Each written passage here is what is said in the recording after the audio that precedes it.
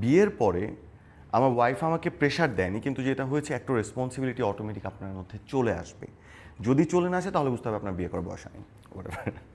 So যখন আপনার মধ্যে রেসপন্সিবিলিটিটা চলে আসবে, আপনার প্রথম কিছুদিন একটু হাঁসফাঁস লাগবে যে না আসলে হচ্ছে না, মানে দ্যাটস নট মি, এটা আমার লাইফ না, আমি তো এমন ছিলাম না কেন। সো এই জায়গাগুলো আপনি যখন ভালোবাসা দিয়ে বা একটা মানুষের, আমি যেমন মানে আমি কিভাবে চিন্তা করি, আমি মাঝে মধ্যে হাঁপিয়ে উঠি, আচ্ছা ঠিক আছে ম্যারিড, আমি তখন চিন্তা করি এই মানুষটাও তো তার অনেক কিছু ছেড়ে দিয়ে আমার কাছে এসে অ্যাডজাস্ট করার ট্রাই করছে, সে তার লেভেল বেস্ট এফোর্ট দিচ্ছে আমাকে খুশি করার জন্য, ওয়াই নট মি।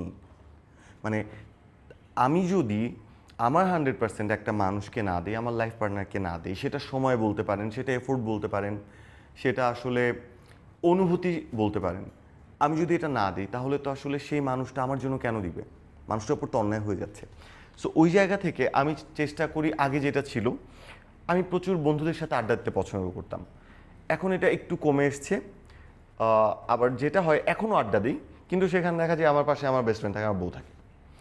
আমাদের রেগুলার যে আড্ডার সার্কেলটা আমাদের, সবাই সবার ওয়াইফ নিয়ে আসে, আর এখন মোরলেস সবাই ম্যারিড। তো আমার জাপান গান্ডের ফ্রেন্ডরাও এখন ম্যারিড, তাদের বউদের সাথে আমার বউ নিয়ে আড্ডা দিই, ওরা ওদের মতো থাকে, আমরা আমাদের মতো আড্ডা দিই। আবার আমাদের লাইক অন্যান্য ফ্রেন্ডরা যারা সিয়াম, তামিম, সাফা, আমরা যারা কয়েকজন আড্ডা দিই, আমরা আমাদের মতো থাকি। আমার কাছে ক্রিয়েটিভিটি বা গল্প বলার জায়গাটাতে মনে হয় ডিরেক্টরই মানে সর্বপ্রথম এবং সর্বশেষ।